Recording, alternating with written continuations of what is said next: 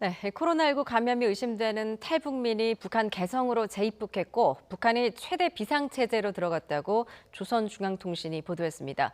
우리 군 당국이 사실 여부를 확인 중인 가운데 여러모로 의아한 요소가 많은데요. 북한에 코로나19 의심 환자가 발생을 했고 더구나 그 출처가 남쪽이라는 점을 강조할 경우 남북 관계는 다시 한번 악재를 맞게 될 것으로 우려됩니다. 왕선택 통일외교 전문기자와 함께 짚어보겠습니다. 안녕하세요. 네, 안녕하세요. 오늘 이제 조선중앙통신이 보도한 내용인데 조금 더 자세히 설명을 해주시죠. 네, 방금 전에 말씀하신 내용 이제 시간차로 좀 설명을 좀 드리겠습니다. 조선중앙통신 보도에 따르면 7월 19일에 남쪽에서 3년 동안 거주했던 탈북민 한 명이 개성으로 군사분계선을 거쳐서 들어왔다. 네. 이렇게 보도를 하고 이 사람을 개성에서 24일 날 발견을 했다는 겁니다. 그래서 이 사람에 대한 검사를 진행해 봤는데 의심스러운 상황이 나타나서 24일 오후에 개성 일대를 완전히 봉쇄를 했다. 예. 이렇게 이제 보도가 있는 것이고, 그리고 어제죠. 이제 어제 25일 날 김정은 국무위원장 주재로 정치국 비상 확대 회의를 개최를 했다. 그래서 해당 지역의 비상 사태를 선포를 했고, 그 국가 비상 방역 체제를 최대 비상 체제로 이행을 하고 또 특급 경보를 발령하는 이런 조치를 했다고 이제 보도를 한 것입니다. 예, 우리 군 당국도 지금 사실 여부를 확인 중인 것으로 알고 있는데 그렇습니다. 지금 북한 내용을 액면 그대로 믿기 어려운 부분이 많습니다. 지금 신뢰도를 어느 정도로 볼 수 있을까요? 네, 말씀하신 대로 여러 가지 그 예상을 뛰어넘는 요소들이 많이 있기 때문에 네. 굉장히 좀 놀라운 소식이 되겠습니다. 우선 남쪽에 3년 동안 살았던 탈북민이 군사분계선을 거쳐서 개성을 갈 수 있겠는가? 사실은 그동안 북한에 재입국하는 경우는 있긴 했습니다. 그런 경우는 저쪽 압록강이나 두만강을 거쳐서 들어갔지 군사분계선을 넘어서 개성 쪽으로 가는 경우는 그동안 예. 거의 없었던 사례이기 때문에 이 부분에 대해서 좀 의심이 좀 가고, 특히 육로로 가는 것은 매우 어려울 것이다 이런 생각이 많이 듭니다. 그래서 혹시 해상으로 건너갔나 이런 생각을 해볼 수 있겠는데 예. 이런 부분에 대해서 국방부가 지금 확인 중이라고 하니까 그 결과가 좀 나오지 않을까 좀 예상을 해보고 있고요. 그다음에 이제 북한으로 건너간 사람이 이제 코로나19 감염자로 의심이 된다 이런 내용이 있는데 예. 우리나라가 지금 하루에 이제 코로나19 확진자로 규명돼서 나오는 사람이 국내 발생으로는 20명 정도보다는 좀 아래쪽으로 지금 계속 유지가 되고 있잖아요. 네. 5천만 명 중에서 우리 탈북민이 한 3만 5천 명 되는데 하필은 그분이 코로나19 감염자고 그분이 하필 북한으로 건너갔다 이렇게 생각하니까 너무 경우의 수가 작은 거예요. 네. 그래서 그 부분도 좀 의심이 좀 가고, 그리고 이제 아까 말씀드린 것처럼 19일 날 개성에 도착했다가 24일 날 어떻게 보면 적발이 돼서 검사를 했다. 이래서 완전 격리가 됐다고 하는데 북한에서 과연 이분에 대해서 코로나19라고 하는 의심을 하고 진단을 하고 이런 것을 진단할 수 있는 방역 그 기술이 역량이 충분히 있는가 이런 질문을 해봤을 때 이 부분도 약간 좀 의아스러운 부분이 있는 것이죠. 예. 그래서 이거 여러 가지로 좀 신뢰성이 좀 떨어지는 게 아닌가 이런 생각을 해볼 수가 있어요. 예. 근데 제가 이제 북한 뉴스 담당한 지가 좀 꽤 됐습니다. 지금 뭐 한 19년 차 지금 들어오고 있는데 네. 이런 정도 사안 가지고 북한이 완전히 없는 것을 날조한 경우는 저는 못 봤습니다. 그렇기 때문에 제가 봤을 때 탈북자 중에 어느 분이 지금 북한으로 들어갔을 수 있고 네. 또 그분이 개성에 있을 수 있고 그 사람에 대해서 북한이 코로나19와 관련해서 의심하고 있는 상황, 이럴 가능성은 있겠다. 그런데 군사분계선을 육상으로 넘어갔다든가 예. 코로나19 확진이라든가 이런 부분들은 아직까지는 좀 이거는 북한이 뭐 반드시 감염자라고 한 건 아니거든요. 예. 감염이 의심된다 이런 표현을 쓰고 있기 때문에 뭐 아직 지켜볼 부분이 있다고 봐야 되겠습니다. 예, 앞으로 뭐 다양한 좀 경우의 수가 좀 많습니다. 있어 보이는데 오늘 이 보도와 관련해서 앞으로 좀 어떤 시나리오들이 펼쳐질 거라고 예상을 하십니까? 지금 말씀드린 것처럼 그야말로 북한의 보도가 그대 자체로 사실일 가능성이 있습니다. 예. 그래서 어떤 탈북민 한 분이 군사분계선 육상이든 해상이든 건너가서 개성으로 갔다가 5일 만에 적발이 돼서 북한 당국에 의해서 코로나 의심 환자로 이렇게 인정받고 그래서 북한이 발칵 뒤집힌 이런 상황이 있을 수 있습니다. 네.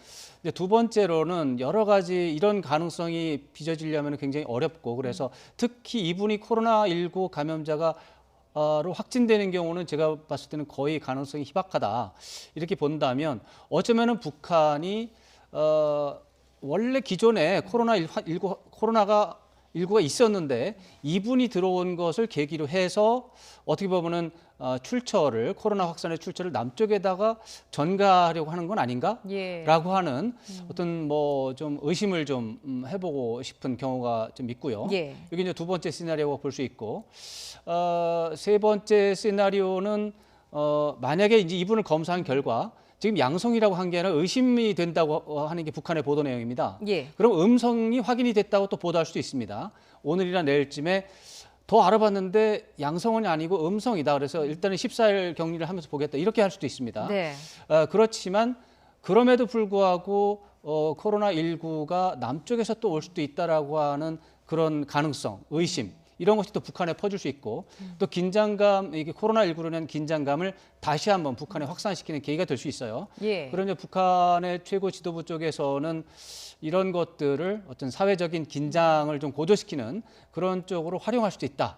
또 이렇게 볼 수가 있는데 예. 지금 이제 크게 봐서 세 가지 시나리오가 있는데 현재로 봐서는 북한의 그 발언 수위라든가 내용을 보면 1번일 가능성을 일단 제일 중심에 놓고 예. 2번과 3번일 가능성을 염두에 두고 지켜보는 게 현재로서 맞을 것 같습니다. 그렇군요. 이게 이제 어떤 시나리오별로 설명을 해주셨는데 그동안 북한에서 이제 코로나19가 심각할 수도 있겠다라는 보도들이 그렇습니다. 심심치 않게 나오지 않았습니까? 이번 이 보도까지 나오면서 지금 북한은 그야말로 긴장 상태가 최고조일 것 같습니다. 그렇습니다. 바로 그 부분이 아까 말씀드린 것처럼 시나리오 2번과 예. 4번, 3번을 제가 말씀드린 이유가 되겠는데 그럼에도 불구하고 이제 북한의 특성상 이런 것들을 완전히 날조하는 그런 경우는 없었기 때문에 네.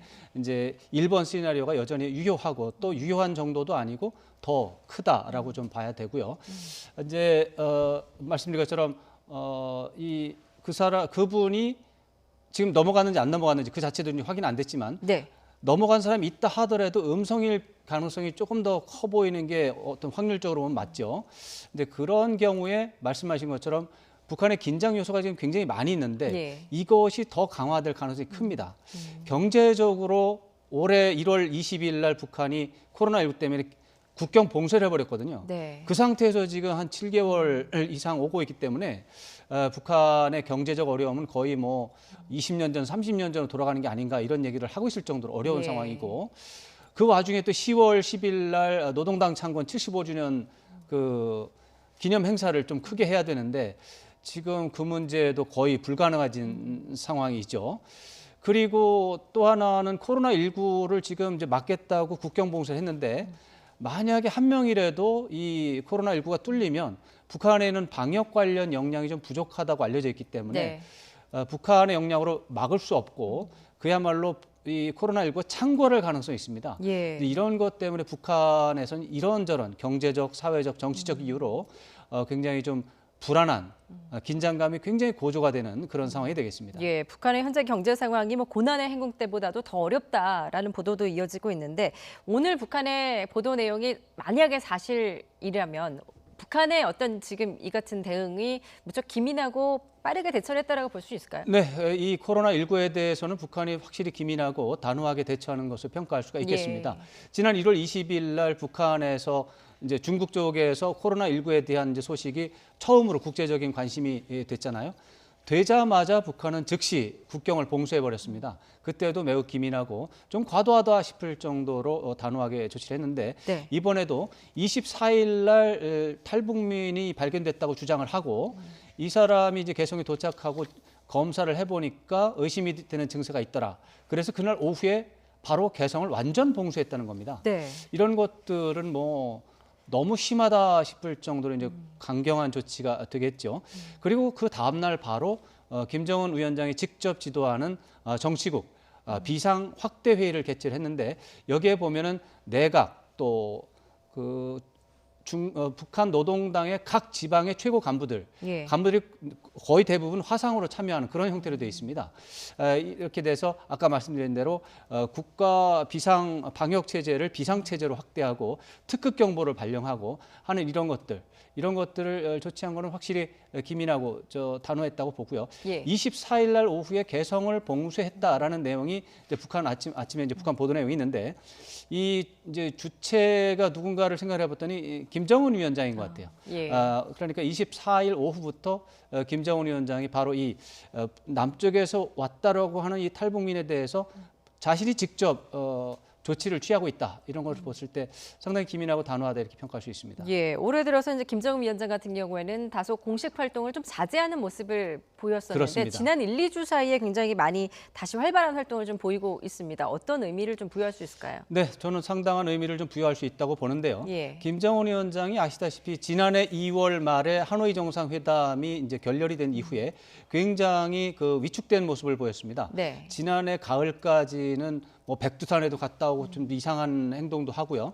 그랬다가 지난해 말부터는 굉장히 위축돼서 민생과 관련된 행보를 거의 하지 않고 단거리 미사일 시험 발사를 지도하는 정도로 하고 현지 지도는 거의 안 했었습니다. 네. 한 번 해도 한 3주일, 한 달 동안 또 한 번 하고 또 들어가고 한 달 있다가 또 들어가고 이런 행보를 보였는데 지난 18일, 19일 또 22일 이 정도에 계속해서 민생과 관련된 행보를 하고 있고 현지 지도를 하고 있습니다.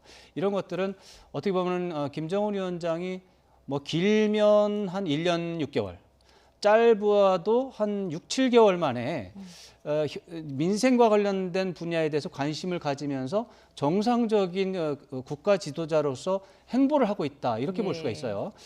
우리가 아무래도 북한과 정상적인 대화도 해야 되고 그러려면 북한도 사실 상식적이고 정상적으로 움직이기 좋잖아요. 그런데 북한의 김정은 위원장이 사실 지난 6개월 또 멀리 보면 1년 이상 정상적이지 않은 행동이 많이 있었어요. 예. 그런 것들이 앞으로 좀 완화되지 않을까. 그렇게 된다면 남한과 북한의 대화 가능성이 커지는 것을 의미하는 것이거든요. 예. 그런 차원에서 긍정적인 요소가 있다 이렇게 봐야 되겠습니다. 그렇군요. 남북 공동 연락사무소 폭파 이후에 남북 관계가 굉장히 경색 국면을 걷고 있는데 지금 오늘 이제 조선중앙통신이 보도한 마치 코로나19의 의심 환자 발생을 남쪽에 전가하는 듯한 이 보도가 사실로 확인이 된다면 남북 관계에 좀 어떤 영향을 미칠 거라고 보십니까? 여기에서 이제 사실을 확인해야 되는 게 몇 개 있는데 첫째로는 탈북민이 군사분계선을 넘어서 지난 19일 날 개성에 갔느냐 안 가느냐 이거 확인해야 됩니다. 예. 그다음에 그게 사실이라면 그분이 코로나19가 확진이 이제 코로나19 양성이냐 음성이냐 이거 확인해야 됩니다. 근데 아직 두 가지가 다 확인이 안 된 상태라서 좀 말하기가 좀 어려운데 네. 탈북민이 개성에 간 것, 재입국한 게 사실이라면 그것은 뭐 크게 아마 이제 북한과 남쪽의 해당 군부대의 경계태세 문제가 있기 때문에 그쪽 해당 분야의 어떤 분들은 좀 질책을 받을 가능성이 있다고 봐야 되겠습니다. 예. 그렇지만 그거는 남북관계 전반에 대해서는 큰 영향을 미치지는 않습니다. 그런데 만약에 코로나19와 관련해서 사실과 다르게 남쪽에서 올라간 이 탈북민이 양성이라고 북한이 주장을 하고 남쪽에서는 그것을 믿을 수 없다 이렇게 되면은 큰 문제가 생길 수 있습니다. 네. 그러나 앞으로 이분이 또 음성으로 또 북한이 발표가 될 수도 있기 때문에 예. 북한의 보도 내용으로만 보면 아직까지 북한의 보도가 사실이다 아니다라고 단언할 수 있는 요소는 아닙니다. 예. 북한이 말한 거는 여전히 이 코로나19로 의심이 되는 감염자로 의심이 되는 사람이 있다라는 것을 보도를 했고 그렇기 때문에 북한이 최대 비상사태로 대비하고 있다 이런 거기 때문에 뭐 음성이 나와도 북한은 우리는 거짓말한 게 없는데 이렇게 말할 수 있습니다. 그렇군요. 일단 우리 군 당국도 좀 사실 여부를 확인하고 있다니까 향후 결과를 좀 지켜봐야 될 것 같습니다. 그렇습니다. 지금까지 왕선택 통일외교 전문기자였습니다. 잘 들었습니다. 네.